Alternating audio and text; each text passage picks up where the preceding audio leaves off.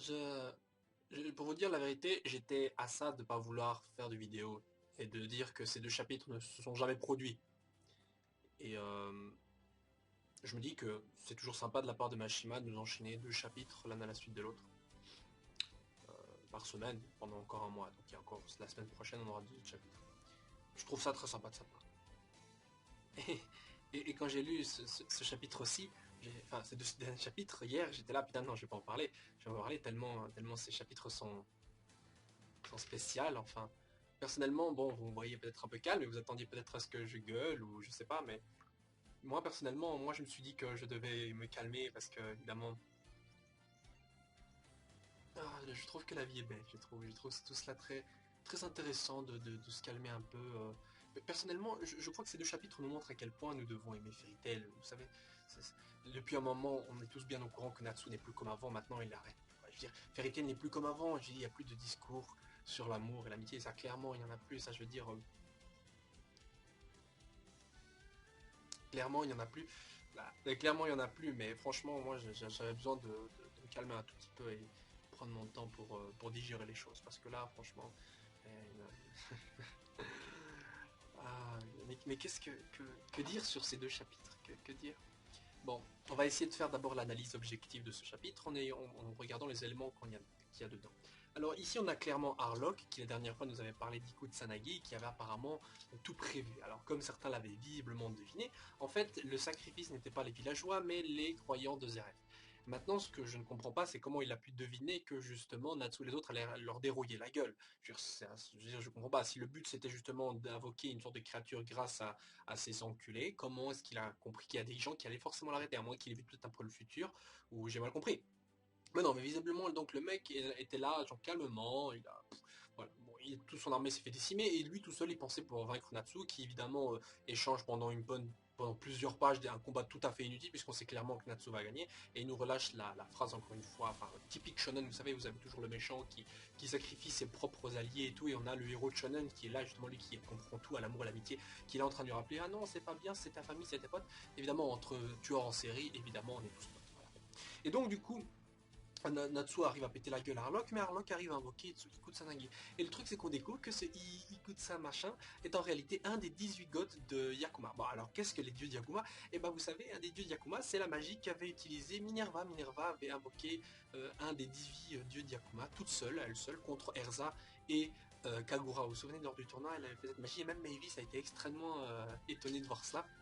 Alors à ce moment-là, la magie n'était pas aussi intéressante que durant n'était pas aussi impressionnante pardon que durant ce chapitre-ci. Mais personnellement, moi j'ai trouvé ça vraiment, je dis, oh, ça va être un grand danger, ils vont tous s'allier pour le vaincre. On aura un beau remake peut-être du premier chapitre de Fairy Tail, enfin dans les premiers chapitres de Fairy Tail, vous savez, après Eisenwald avait lu la vie, s'était transformé en grand démon géant et on avait Erza, Grey et Natsu qui s'étaient alliés pour combattre la créature.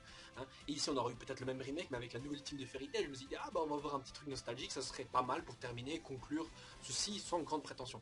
Et bah non, l'auteur il s'est dit bah non, bah évidemment on a au moins on a environ 6-7 personnages qui sont présents, on va mettre en avant seulement le héros. Et donc le héros il arrive et il nous sort une attaque géante, ce qui nous prouve encore une fois à quel point il est devenu encore plus puissant alors qu'on était déjà bien au courant. Et au même moment il nous lâche la même discours sur les liens qu'il a avec les autres et patati patata, comme si le lecteur était un abruti et un attardé mental. Non sérieusement, parce que je pense personnellement que, enfin moi je pense personnellement que que que, que, que ceci donc est un véritable chapitre qui nous prouve encore une fois à quel point Fairy Tail est avant tout un manga qui nous prône l'amitié, l'amour et l'amitié, et l'amour et encore l'amitié.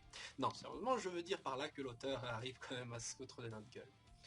Parce que ces chapitres, bordel, sont vides de contenu. Le seul truc que vous pouvez retenir, c'est que 1. Les méchants ont un plan de merde, et de 2.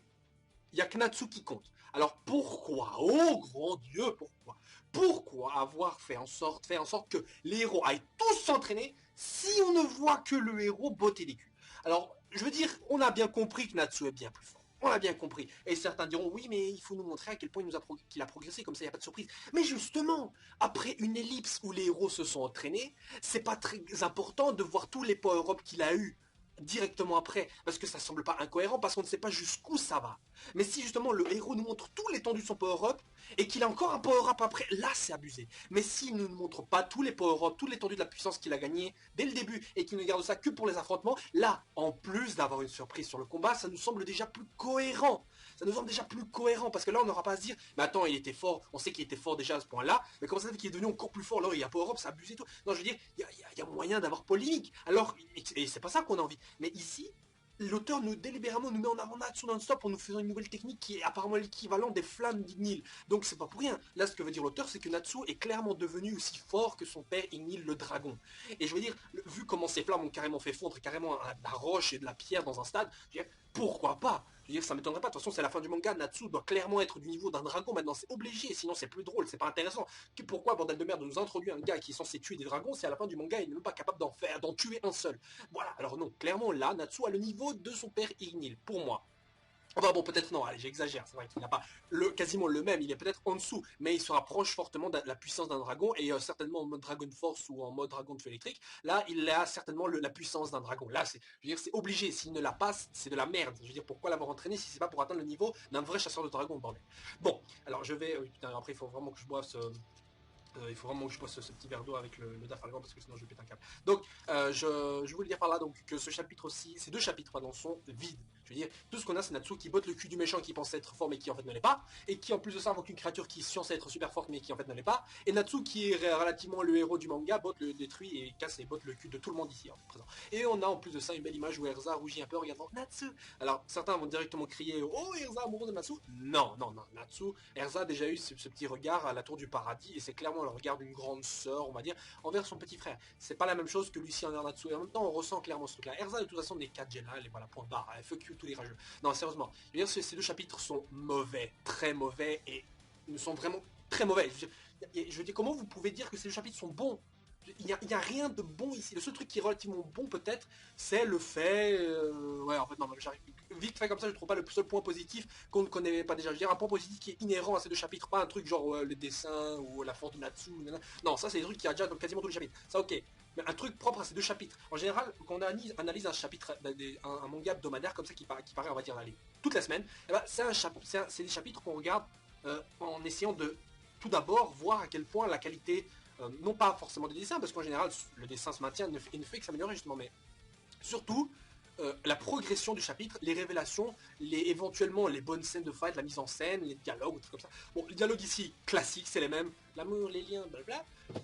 Qui botte des culs, Natsu, comme d'hab, voilà. Depuis les livres, franchement, on a que Natsu, quoi. Je veux dire, je crois que l'auteur essaie de nous préparer mentalement que par la suite, on n'a rien à foutre des autres personnages et que Natsu sera le seul qui va buter des gens. Alors, je suis quasiment sûr, même, je commence même à me demander, je suis pratiquement sûr que Gaji lui-même n'a pas fait de si gros progrès. Il est devenu peut-être fort, mais pas aussi fort que les autres. Sting et Rogue, pareil. Cobra, je sais pas, peut-être, mais bon, il faut dire qu'il n'avait pas non plus relativement le niveau, à part ça m'a déjà un peu cheaté, où il peut lire dans l'esprit, là. Laxus, bon, voilà, il est fort, il est fort. Et Wendy, bon, elle a les maîtrises de Dragon Force, mais visiblement c'est pas aussi puissant que ça l'était avant. Mais sérieusement, bordel, ces chapitres sont mauvais, ils sont mauvais. En fait, le truc le plus dégueulasse, c'est certainement le fait que, par exemple, pendant plus de 8 chapitres, on a toute une intrigue avec des avatars qui vont invoquer une créature géante avec un plan qui est censé ravager tout le village et qui est un danger, et même à tel point que Grey carrément doit simuler, abandonner Juvia et devenir une sorte de méchant et combattre ses potes pour ce plan.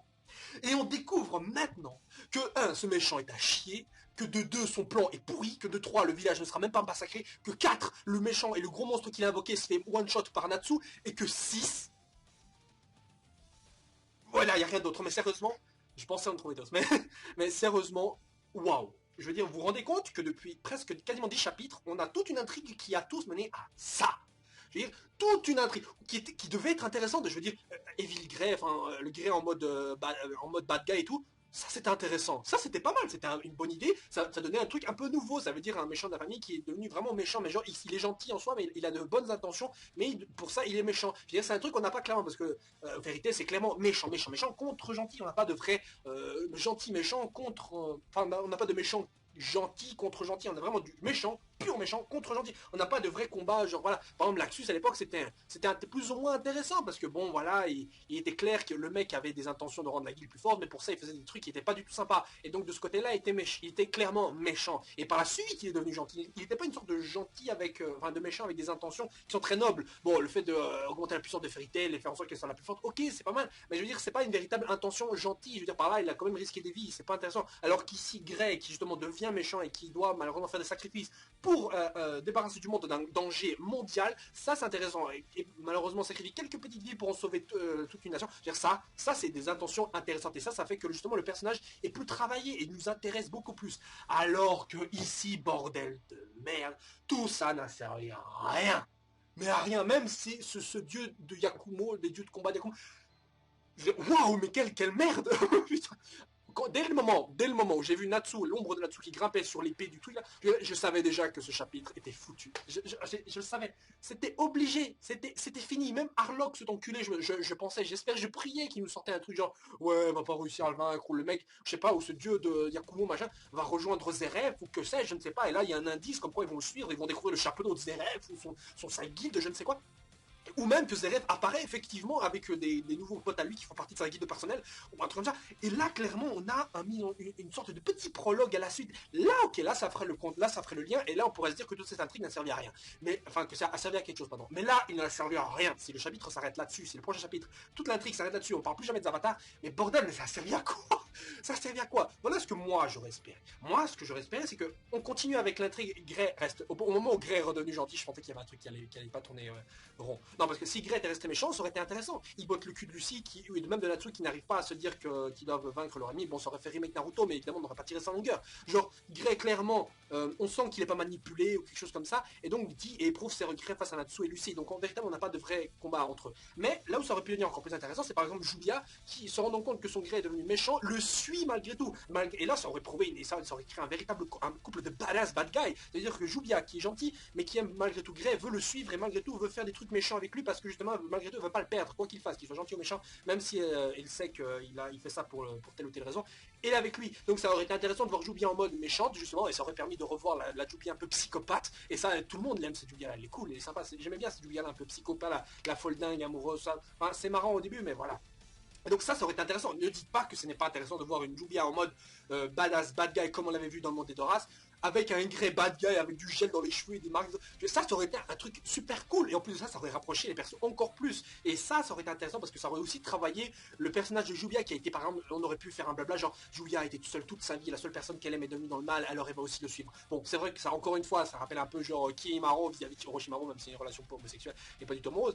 Mais là, ici, ça aurait été aussi très intéressant. Ça aurait été agréable à suivre, en tout cas plus qu'un dieu invoqué et qui se fait tuer par un Dragon Slayer. Hein. Ils servent à quoi les God Slayer du coup? Ils servent à quoi ces God Slayer?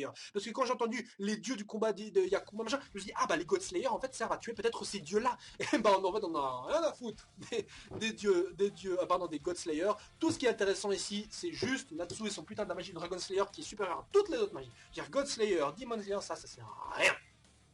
Merde quoi. Je veux dire, ça aurait même été intéressant qu'on voit peut-être Saber tous intervenir et voir peut-être Orga ou les autres. Et là, on aurait eu justement une intervention de Grey méchant qui, à un moment donné, doit faire ses preuves et tuer, par exemple, sans le faire exprès, le chat de Rogue. Et là, on aurait eu le continuum espace-temps. Voilà. Enfin, ça aurait été intéressant quoi, de voir un méchant Grey et qui reste méchant. Et genre qui redevient uniquement gentil dans le combat contre End, ou qu'ils se rendent compte que End, voilà, en fait, comme on le sait maintenant, c'est Natsu. Et que là, justement, on voit le personnage encore plus torturé. Là, ça aurait été intéressant, bordel. Ça aurait été intéressant. Que le reste des avatars soient tous explosés, ça va, il n'y a pas de problème. Parce que Julia et Grey, ils sont suffisamment puissants pour tenir tête aux autres.